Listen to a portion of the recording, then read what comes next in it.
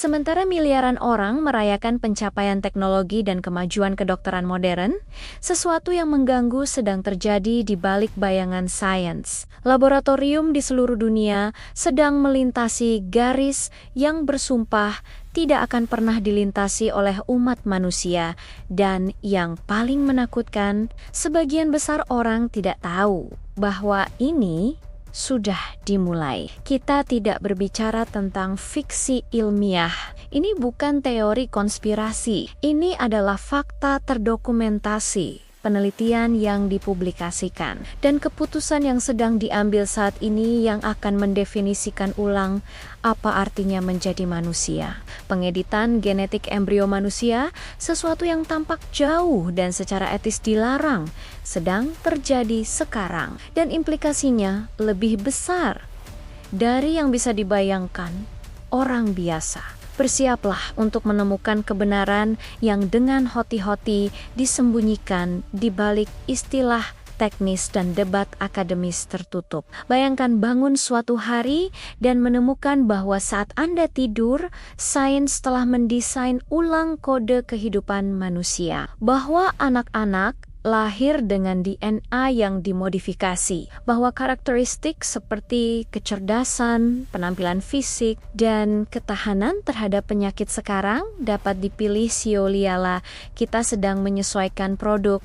Apakah Anda akan merasa ini adalah kemajuan? Atau bahwa kita telah melintasi batas yang terlalu berbahaya untuk kembali? Sekarang bayangkan menemukan bahwa ini bukan masa depan.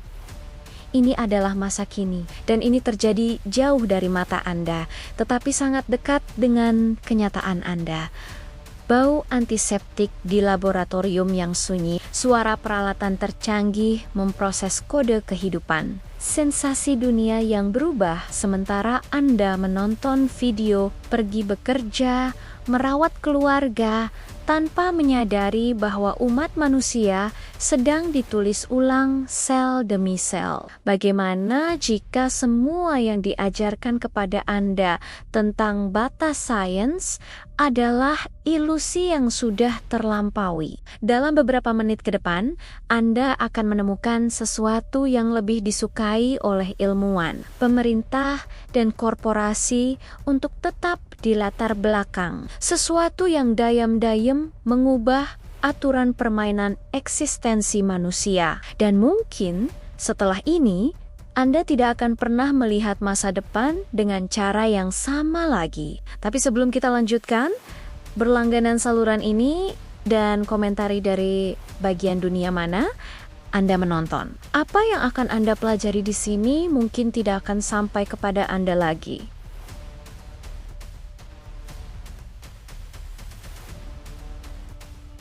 Titik tanpa kembali. Dan seringkali ketika kita menyadari bahwa kita telah melintasi titik itu, sudah terlambat untuk kembali. Pada tahun 2018, seorang ilmuwan Tiongkok bernama He Jiankui mengejutkan dunia dengan mengumumkan bahwa dia telah menciptakan bayi yang dimodifikasi secara genetik. Pertama, anak Kem lahir dengan DNA yang diubah untuk tahan terhadap HIV. Dunia ilmiah bereaksi dengan ngeri. Dia ditangkap, dihukum, disebut tidak bertanggung jawab. Tapi inilah yang tidak diceritakan kepada Anda dengan jelas. Eksperimen itu berhasil. Anak-anak perempuan itu lahir sehat. Dan sejak itu, keheningan seputar masalah ini telah memekakan telinga. Bukan karena sains berhenti, tetapi karena belajar untuk lebih bijaksana. Hari ini, laboratorium di setidaknya 7 negara berbeda sedang melakukan eksperimen dengan pengeditan genetik pada embrio manusia. Beberapa dengan persetujuan etis terbatas, yang lain di zona abu-abu dan beberapa benar-benar di luar radar regulasi internasional apapun. Kenal, orang yang dirancang, dioptimalkan, ditingkatkan. Apakah ini evolusi atau ini adalah awal dari sesuatu yang tidak kita miliki? Kebijaksanaan cukup untuk mengendalikan. Untuk memahami apa yang terjadi sekarang, Kita perlu kembali beberapa dekade yang lalu. Sejarah manipulasi genetik tidak dimulai dengan cara, dimulai dengan pertanyaan sederhana yang selalu diajukan umat manusia.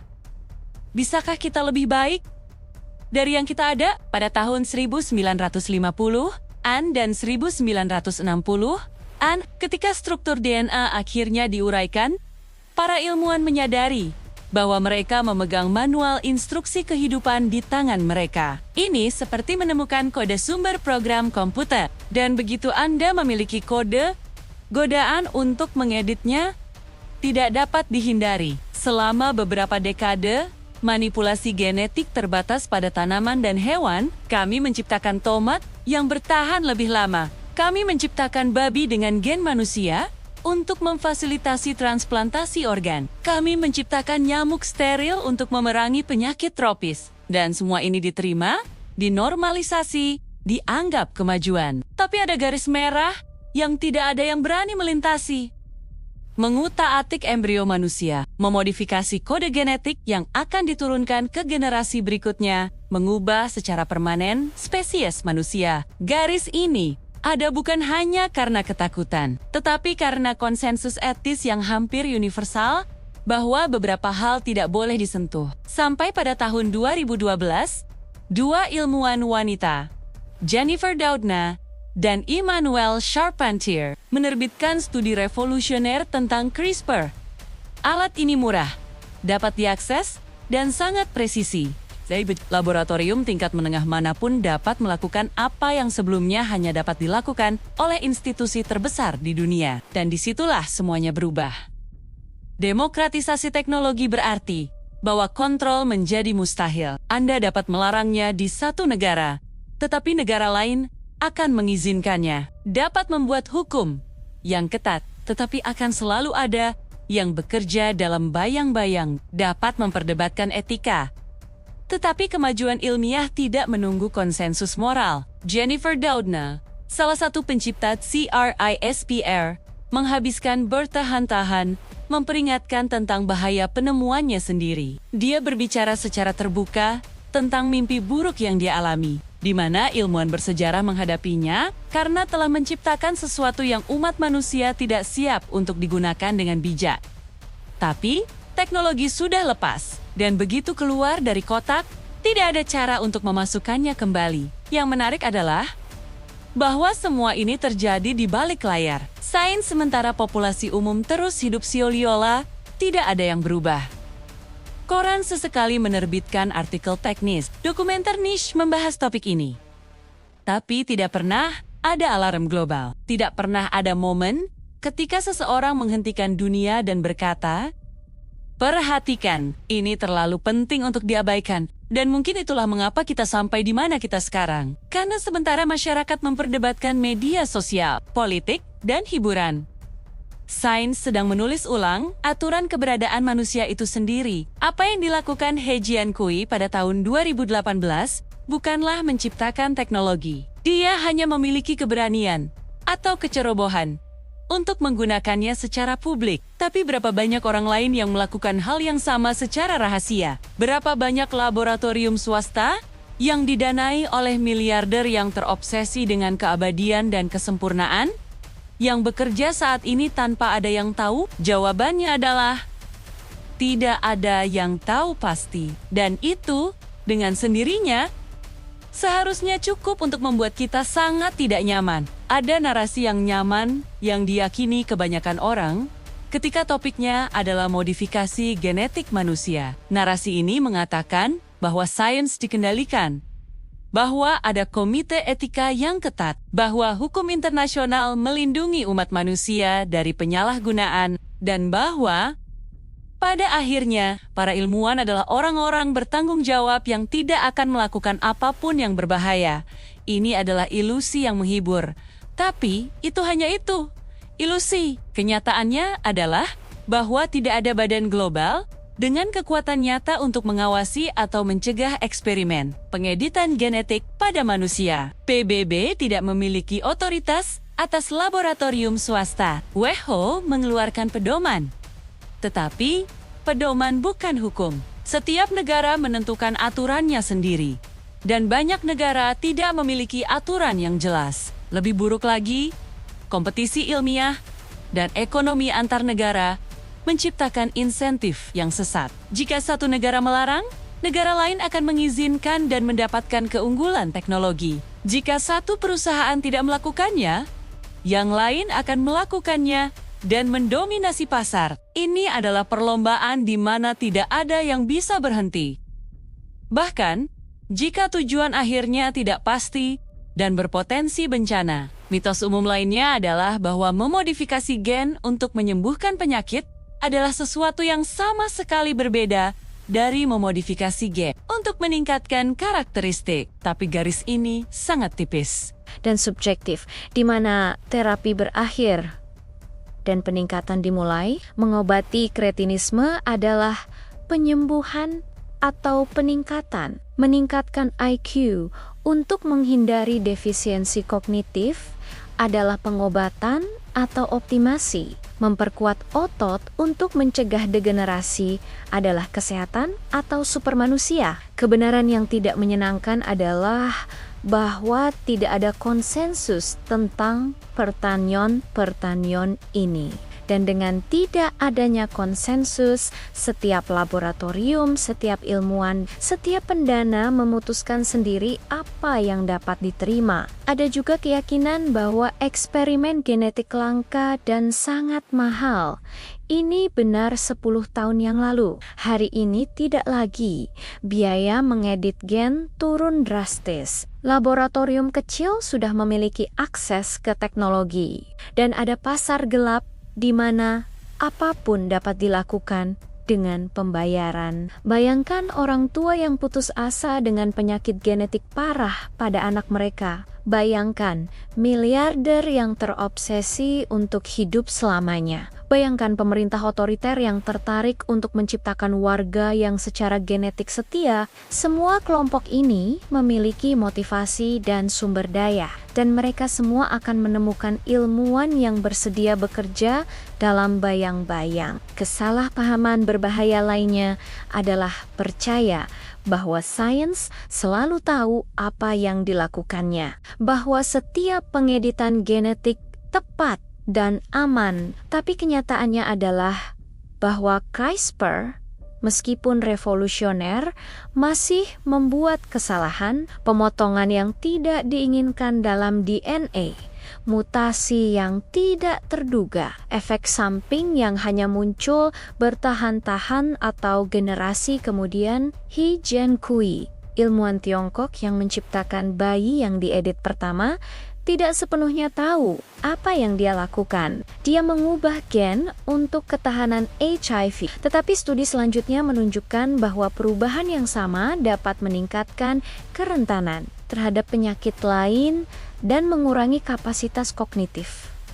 Anak kembar itu lahir, ya, tapi dengan konsekuensi jangka panjang apa? Tidak ada yang tahu. Dan itulah poin paling menakutkan dari semuanya.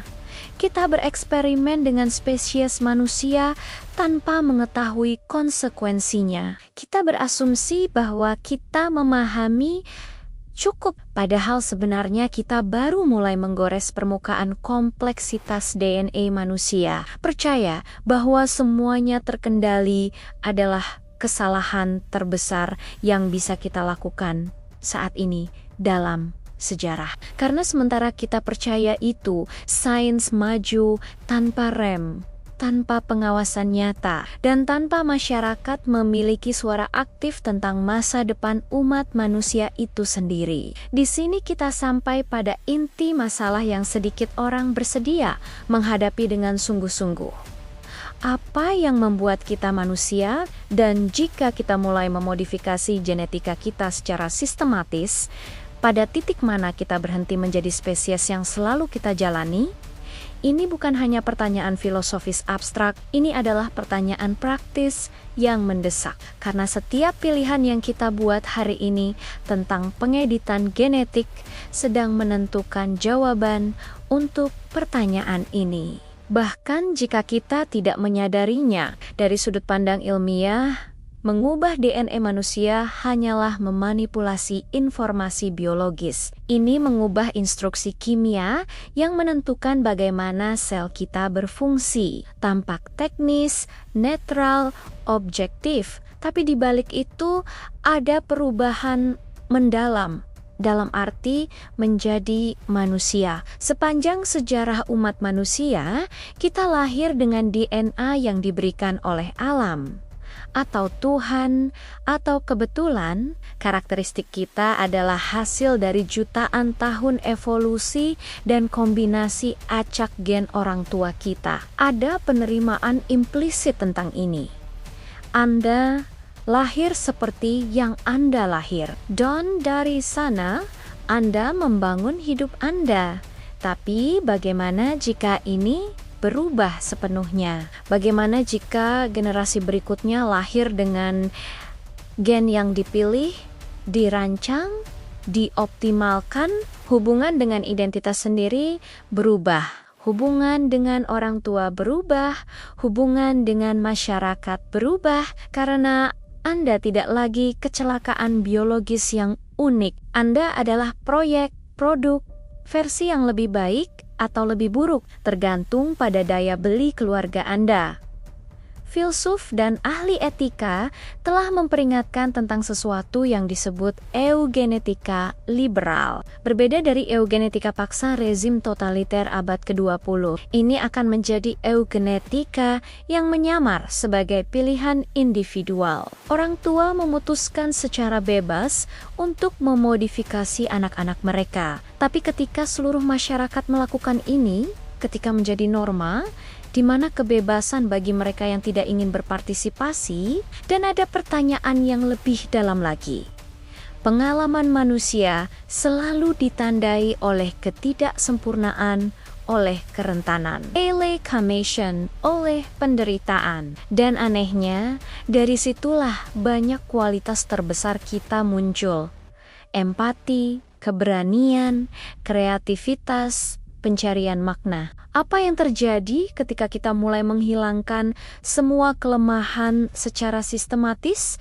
Ketika penyakit diberantas secara genetik, ketika penuaan tertunda tanpa batas, ketika rasa sakit dan keterbatasan menjadi opsional, mungkin kita menciptakan umat manusia yang lebih efisien, lebih sehat, lebih tahan lama. Tapi menciptakan umat manusia yang lebih baik, atau hanya versi yang dioptimalkan dan kosong dari apa yang pernah kita jalani? Secara spiritual, pertanyaan ini menyentuh sesuatu yang lebih halus lagi. Semua tradisi agama dan filosofis besar berbicara tentang kondisi manusia sebagai sesuatu yang sakral. Bahkan dengan semua keterbatasannya, berbicara tentang menerima kehidupan apa adanya, tentang menemukan tujuan dalam batas-batas alami. Tapi pengeditan genetik berjanji untuk melampaui batas-batas ini. Berjanji bahwa kita dapat menjadi sesuatu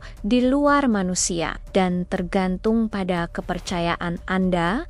Ini dapat dilihat sebagai evolusi alami dari potensi kita, atau sebagai upaya arogan untuk bermain sebagai Tuhan. Saya tidak di sini untuk mengatakan pandangan mana yang benar, tapi saya mengatakan bahwa pertanyaan-pertanyaan ini perlu diajukan, perlu diperdebatkan, tidak hanya dalam konferensi akademis atau teks filosofis yang tidak jelas, tetapi di masyarakat secara keseluruhan, karena keputusan sedang diambil sekarang, eksperimen sedang terjadi sekarang. Dan jika kita menunggu sampai semuanya sudah mapan untuk mulai mempertanyakan, akan terlambat. Sains dapat memberitahu kita cara melakukan sesuatu, tapi tidak dapat memberitahu kita apakah kita harus melakukannya. Ini adalah pilihan moral, kolektif, peradaban, dan sampai sekarang pilihan ini telah dibuat oleh segelintir ilmuwan, investor, dan pemerintah, sementara miliaran orang melanjutkan kehidupan mereka bahkan tanpa mengetahui bahwa mereka dikecualikan dari keputusan paling penting. Dalam sejarah manusia modern. Sekarang kita perlu berbicara tentang apa yang akan terjadi selanjutnya. Karena ini bukan hanya tentang apa yang telah terjadi atau sedang terjadi. Ini tentang dunia yang sedang kita bangun saat ini dan yang akan diwarisi oleh anak dan cucu kita. Jika tidak ada yang berubah, jika tren saat ini berlanjut 20 atau 30 tahun dari sekarang, kita akan memiliki masyarakat yang sangat berbeda. Saya tidak berlebihan. Saya hanya memproyeksikan apa yang sudah bergerak. Kemungkinan besar akan ada pembagian genetik antara kelas sosial. Mereka yang mampu membayar peningkatan genetik untuk anak-anak, mereka akan memiliki keuntungan besar. Mereka akan lebih sehat, lebih cerdas, lebih kuat, hidup lebih lama, dan keuntungan ini akan diturunkan ke generasi berikutnya, menciptakan semacam aristokrasi genetik permanen. Sementara itu, mereka yang tidak memiliki sumber daya akan tetap dengan DNA alami, tidak dimodifikasi. Dan untuk pertama kalinya dalam sejarah, ketidaksetaraan tidak hanya akan sosial atau ekonomi, tetapi biologis. Tertulis dalam kode genetik, mustahil untuk diatasi dengan usaha atau pendidikan. Sudah ada perusahaan yang menawarkan layanan seleksi genetik embrio. Orang tua yang melakukan fertilisasi in vitro dapat memilih di antara beberapa embrio berdasarkan kecenderungan genetik. Hari ini untuk menghindari penyakit serius, besok untuk memilih kecerdasan, penampilan, kepribadian. Pemerintah juga menaruh perhatian pada teknologi ini. Tiongkok telah menyatakan secara publik minatnya untuk menggunakan pengeditan genetik untuk meningkatkan populasinya. Rusia berinvestasi besar-besaran dalam penelitian. Amerika Serikat, meskipun ada peraturan, tidak akan tertinggal ketika menyadari bahwa negara lain sedang maju, dan kemudian kita akan memiliki perlombaan genetik antar negara. Siapa yang menciptakan tentara terbaik, pekerja paling produktif, warga paling patuh? Eugenetika negara yang kita pikir telah ditinggalkan di abad ke-20 dapat muncul kembali dalam bentuk yang jauh lebih canggih dan sulit untuk dilawan. Tapi ada juga skenario yang kurang distopia. Ada yang membela bahwa pengeditan genetik dapat mendemokratisasi kesehatan, menghilangkan penyakit turun-temurun, meningkatkan harapan hidup semua orang, menciptakan umat manusia yang lebih kuat dan tangguh. Mungkin untuk mengatur teknologi secara etis, membuat perjanjian internasional yang mengikat, menjamin akses yang sama, menetapkan batas yang jelas antara terapi dan peningkatan. Mungkin, tapi agar ini terjadi, masyarakat perlu bangun, perlu memahami apa yang dipertaruhkan, perlu menuntut transparansi, perlu berpartisipasi dalam keputusan, karena sampai sekarang semua ini telah diputuskan jauh dari mata publik. Dan inilah bagian paling penting dari semua yang telah dikatakan. Anda bukan hanya penonton cerita ini. Anda adalah bagian darinya. Pilihan yang kita buat sekarang secara kolektif akan menentukan masa depan spesies manusia. Jika kita tetap diam, terganggu, orang lain akan memutuskan untuk kita. Dan ketika kita menyadari apa yang telah diputuskan, itu akan menjadi kenyataan yang mapan. Tapi jika kita mulai memperhatikan, mengajukan pertanyaan, menuntut jawaban, berdebat dengan serius, masih ada waktu untuk mempengaruhi arah segalanya. Masih mungkin untuk memastikan bahwa teknologi ini digunakan dengan bijaksana, etis, dan adil. Pertanyaannya adalah, apa yang akan Anda lakukan dengan apa yang baru saja Anda temukan? Apakah Anda akan terus hidup sia-sia?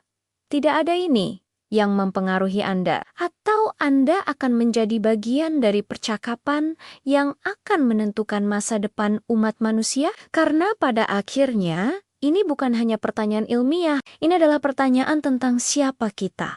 siapa yang kita ingin menjadi, dan dunia apa yang ingin kita tinggalkan untuk mereka yang akan datang setelah kita. Dan momen ini, sekarang, adalah titik balik. Disinilah kita memutuskan apakah kita akan mengendalikan teknologi atau apakah kita akan membiarkannya mengendalikan kita. Jika Anda sampai di sini, itu karena sesuatu di dalam diri Anda mengenali pentingnya apa yang telah diungkapkan. Anda menyadari bahwa ini bukan hanya topik menarik lainnya. Ini adalah masalah yang menentukan masa depan spesies kita. Sekarang saya ingin mendengar Anda komentari. Saya perhatian. Jika Anda percaya bahwa kita memerlukan debat global mendesak tentang pengeditan genetik manusia, atau komentari kemajuan tanpa batas, jika Anda berpikir bahwa sains harus maju tanpa batasan etis, saya ingin melihat di mana Anda berdiri dalam diskusi krusial ini. Dan jika konten ini berdampak pada Anda, berlangganan saluran sekarang, karena ada kebenaran lain yang disembunyikan, debat lain yang dihindari, transformasi lain yang terjadi sementara sebagian besar tidur. Berikan like Anda agar peringatan ini sampai ke lebih banyak orang. Ini bukan tentang angka, ini tentang membangunkan seluruh generasi sebelum terlambat. Dan sebelum pergi, tonton video berikutnya yang muncul di layar Anda. Ini mengungkapkan sesuatu yang lebih mengganggu yang sedikit orang berani bicarakan secara terbuka. Sesuatu yang mengubah cara kita berpikir, merasa, dan berhubungan dengan kenyataan. Dan Anda perlu tahu ini. Lanjutkan. Perjalanan baru saja dimulai.